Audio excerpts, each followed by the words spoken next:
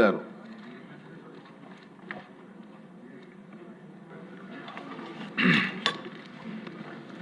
Thank you sir.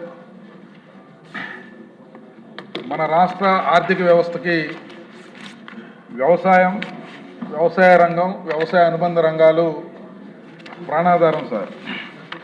రైతు బలపడితేనే రాష్ట్ర ఆర్థిక పరిస్థితి బలపడుతుంది అనే సత్యాన్ని గమనించిన మన ప్రభుత్వం ఈరోజు ఈ ఆర్థిక సంవత్సరంలో వ్యవసాయం మరియు వ్యవసాయ అనుబంధ రంగాలకి 53,752 కోట్ల రూపాయలు కేటాయించడం గౌరవ మంత్రివర్యులు శ్రీ అచ్చెన్నాయుడు గారి ఆధ్వర్యంలో గౌరవ ముఖ్యమంత్రి వర్యులు నారా చంద్రబాబు నాయుడు గారి యొక్క ఆలోచనలకు తగ్గట్టుగా ఈ యొక్క కేటాయింపులు జరగడం జరిగింది.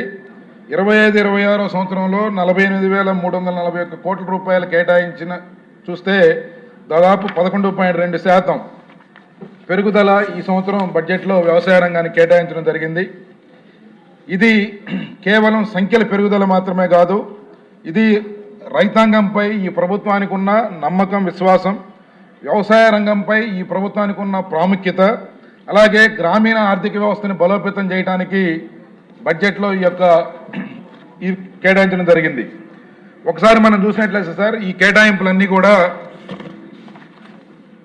ఈ రాష్ట్రంలోని 46,86,000 మంది అన్నదాతలకి అన్నదాత సుఖీభావ కింద ప్రతి రైతుకి 20,000 రూపాయల చొప్పున 6,309 కోట్ల రూపాయలు పోయిన సంవత్సరం మనం కేటాయించుకున్నాం. ఈ సంవత్సరం 6,600 కోట్ల రూపాయలు బడ్జెట్లో పొందుపరిచారు సార్. అలాగే 27 లక్షలకు పైగా ఉన్న వ్యవసాయ పంపు సెట్లకి ఉచిత విద్యుత్తుని అందించేదానికి దాదాపు 13,700 కోట్ల రూపాయలు ఈ యొక్క బడ్జెట్లో పొందుపరిచారు. అలాగే ధరల స్థిరీకరణకి 26-27 సంవత్సరంలో 500 కోట్లకు పైగా ఈ యొక్క పొద్దు కింద ప్రభుత్వం కేటాయించడం జరిగింది. వ్యవసాయ యాంత్రీకరణకి 139 కోట్లు, పశు సంవర్ధక శాఖకి 1,121 కోట్లు, ఫిషరీస్ డిపార్ట్మెంట్కి 523 కోట్లు, ప్రకృతి వ్యవసాయానికి 208 కోట్లు, అలాగే జల వనరులు నీటి నిర్వహణ కోసం 14,276 కోట్లు, పంటల బీమాకి 250 కోట్లు. ఈ రకంగా కేటాయింపులు ఇంకా డీటెయిల్స్లోకి వెళ్లకుండా ఈ యొక్క స్టేట్ జిఎస్డిపిలో మనకి 33% కంట్రిబ్యూట్ చేస్తున్న వ్యవసాయ రంగం చాలా ప్రాముఖ్యత సంతరించుకున్నది. అలాగే ఈ వ్యవసాయ రంగంలో, వ్యవసాయ అనుబంధ రంగాల్లో హార్టికల్చర్లో దాదాపు 16% జిఎస్డిపి కంట్రిబ్యూషన్ హార్టికల్చర్ సెక్టార్ నుంచి వస్తామని సార్. ఇది ఈ కేటాయింపులను ఒకసారి చూసినట్లయితే ఇది చాలా పెద్ద సబ్జెక్ట్ కాబట్టి నేను 2 విషయాలు సెన్సిటైజ్ చేయాలంటున్నాను సార్. ఒకటి, ఈ ధరల స్థిరీకరణ నిధి గత 2 సంవత్సరాలుగా ఏ విధంగా ఈ ప్రభుత్వం బాధ్యత తీసుకుంది. 2, వ్యవసాయ రంగానికి 33% వ్యవసాయ రంగం కంట్రిబ్యూషన్ అయితే దాదాపు హార్టికల్చర్ కింద 16%, అంటే దాదాపు సగానికి దగ్గరగా హార్టికల్చర్ రంగం నుంచి వస్తూ ఉంది. ఈ 2 ప్రాముఖ్యత కలిగిన రంగాల మీద కొంచెం మాట్లాడదలుచుకున్నాను సార్. ఈ యొక్క ధరల స్థిరీకరణ నిధి గతంలో నేను ఇదే అసెంబ్లీలో చూశాను. 3,000 కోట్ల రూపాయలు ధరల స్థిరీకరణ నిధి కేటాయించామని చెప్పి దెబ్బలు జరుపుకున్న గత వైఎస్ఆర్ కాంగ్రెస్ పార్టీ ప్రభుత్వం కనీసం అందులో 10వ వంతు కూడా ఖర్చు పెట్టకుండా అన్ని పంటల యొక్క ధరల్ని నియంత్రించే అవకాశం ఉన్నప్పటికీ ప్రభుత్వం చేతులు ఎత్తేసిన సంగతి చూసాం. దాని ద్వారా ఎంతోమంది రైతాంగం ఇబ్బంది పడ్డారు. కానీ ఈరోజు వ్యవసాయం మీద ఒక అవగాహన ఉండి వ్యవసాయ రంగం ద్వారా ఈ రాష్ట్ర అభివృద్ధిని ముందుకు తీసుకెళ్లాలని తలపించిన ముఖ్యమంత్రి గారు 6 కాలం కష్టపడి పండించిన రైతాంగానికి సరైన గిట్టుబాటు ధర లేకపోతే చాలా ఇబ్బందులు వస్తాయని చెప్పి గమనించి గత బడ్జెట్లో 300 కోట్లు పెట్టారు, ఈ సంవత్సరం 500 కోట్లు పెట్టారు. కానీ గత బడ్జెట్లో 300 కోట్లు పెట్టినప్పటికీ సుమారుగా 600 కోట్ల రూపాయలకు పైగా మన ప్రభుత్వం ఆ స్థిరీకరణ నిధిలో యూటిలైజ్ చేసి ముఖ్యంగా బనానా కానీ, మామిడి కానీ, ఉల్లి కానీ, అలాగే బర్లీ, పొగాకు ఈ పంటలకి రేటు తగ్గినప్పుడు 100 కోట్ల రూపాయలు హెచ్చించి ఆ రైతాంగాన్ని కాపాడుకుంది. నేను పూర్తిగా వ్యవసాయ ఆధారిత నియోజకవర్గాన్ని రిప్రజెంట్ చేస్తున్నాను సార్. మా దగ్గర సాగర్కి కొమ్మమూరు కాలువకి చివరి భూముల్లో ఉంటాం, సరిగా నీళ్లు రావు. అయినా అక్కడ శ్రమను నమ్ముకున్న రైతాంగం బర్లీ పొగాకుని గత ఎన్నో సంవత్సరాలుగా పండిస్తూ ఉంది.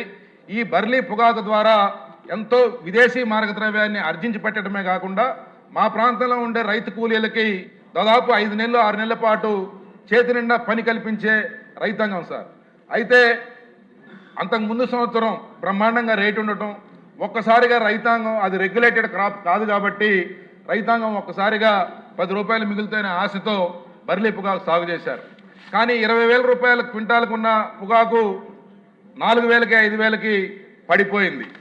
ఆ విషయాన్ని గౌరవ ముఖ్యమంత్రి వర్యులు మా ప్రాంతానికి ఒక ప్రోగ్రాంకి వచ్చినప్పుడు వారి దృష్టిలో పెడితే ఇమ్మీడియట్గా వారు ప్రిన్సిపల్ సెక్రటరీ అగ్రికల్చర్ దగ్గర నుంచి కింద కమిషనర్ అగ్రికల్చర్ దగ్గర నుంచి అందరు అధికారులని ఫీల్డ్కి పంపించి గౌరవ మంత్రివర్యులు అచ్చెన్నాయుడు గారు దాదాపు 4 సార్లు మా ప్రాంతం చుట్టుపక్కల గుంటూరు ప్రకాశం జిల్లాలో రైతుల పొలాలు చూసి ఆ యొక్క పరిస్థితిని పూర్తిగా అవగాహన చేసుకొని అర్థం చేసుకొని ఎక్కడా కూడా పొగాకు పంటకి ఏ ప్రభుత్వం ఇంతవరకు ఎక్కడ ఈ యొక్క మార్కెట్ ఇంటర్వెన్షన్లో ఇన్వాల్వ్ కాలేదు.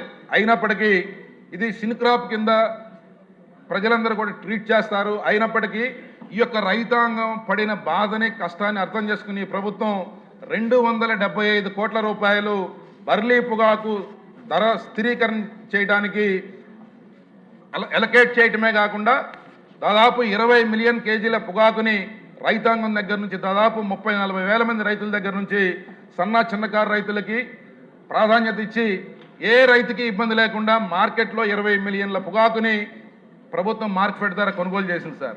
ఇది చరిత్రలో సువర్ణ అక్షరాలతో లిఖించబడిన ఒక అధ్యాయం సార్. దీని ద్వారా మా ప్రాంతమే కాదు చుట్టుపక్కల ప్రాంతాల్లో ఎంతోమంది రైతులు ఆత్మహత్యకు పాల్పడకుండా అడ్డుకట్ట వేయగలిగామనేది నేను గర్వంగా చెప్పగలుగుతాను సార్. కాబట్టి ఈ యొక్క ప్రభుత్వం అంకెలు లేకపోతే బడ్జెట్లో పెట్టి గొప్పలు చెప్పుకోవటం కన్నా కూడా ఆ యొక్క అంకెల యొక్క భావాన్ని అర్థం చేసుకొని వాటి ద్వారా రైతాంగానికి ముఖ్యంగా ఆ రైతాంగానికి మేలు చేయాలనే ఒక సంకల్పంతో పనిచేస్తూ ఉంది కాబట్టి ఇది సాధ్యపడింది సార్. కాబట్టి మనస్ఫూర్తిగా బర్లీ పొగాకు రైతాంగం తరఫు నుంచి ప్రభుత్వానికి ధన్యవాదాలు కృతజ్ఞతలు తెలియజేస్తున్నాం సార్. అయితే అలాగే మిగతా పంటలకి బనానా కానీ మామిడి కానీ కోకో ఇవన్నీ కూడా చాలా వాల్యూ ఎడిషన్ ఇస్తాయి, ఎక్కువ మన జీడిపి కంట్రిబ్యూషన్లో చాలా పాత్ర పోషిస్తాయి. అట్లాంటి పంటలకు ఇబ్బంది జరిగినప్పుడు ప్రభుత్వం తప్పించుకోకుండా చాలా చక్కగా వాటిని నిర్వర్తించింది కాబట్టి ఈ సంవత్సరం మామిడికి కానీ బనానాకి కానీ వీటన్నిటికీ మంచి ధర ఈ సంవత్సరం మరలా వచ్చింది సార్. కాబట్టి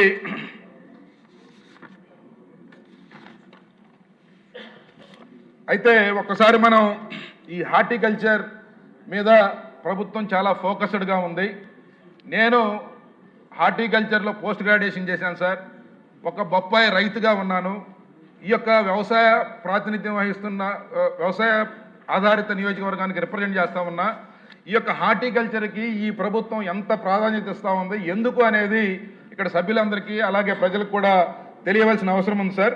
ఎందుకంటే 24-25 సంవత్సరంలో 15,56,000 హెక్టార్లలో హార్టికల్చర్ పంటలు పండిస్తే దీని ద్వారా దాదాపు 400 లక్షల టన్నుల పంటను ప్రొడ్యూస్ చేస్తే ఇది మన gross value addition GVA value వచ్చేటప్పటికి 1,52,950 కోట్ల రూపాయలు ఈ యొక్క పంటల నుంచి వచ్చింది సార్.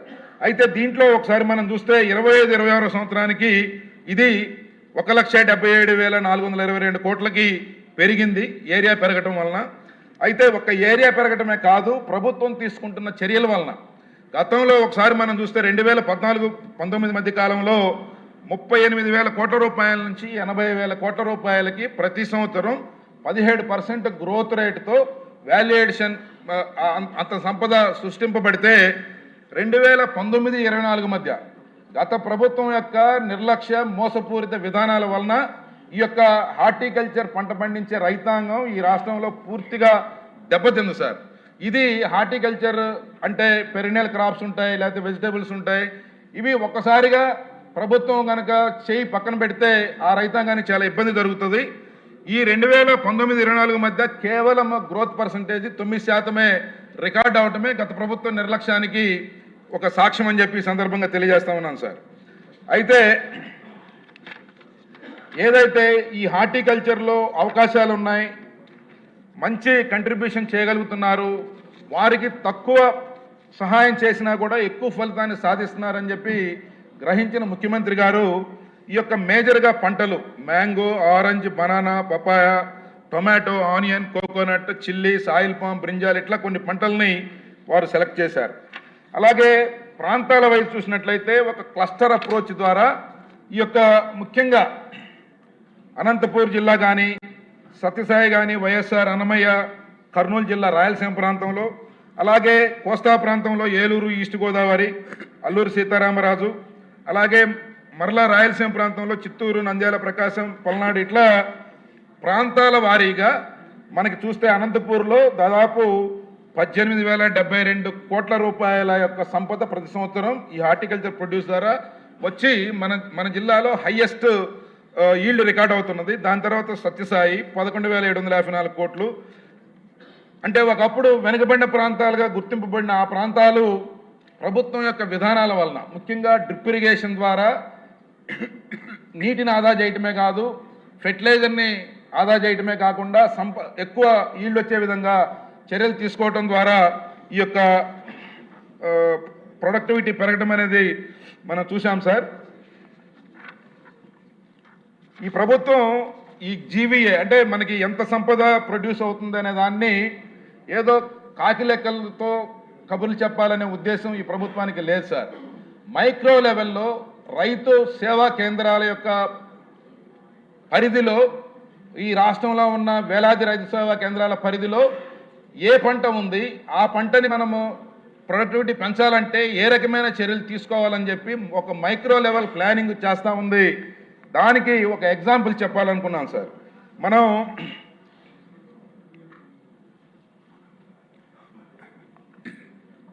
కొమ్మతుల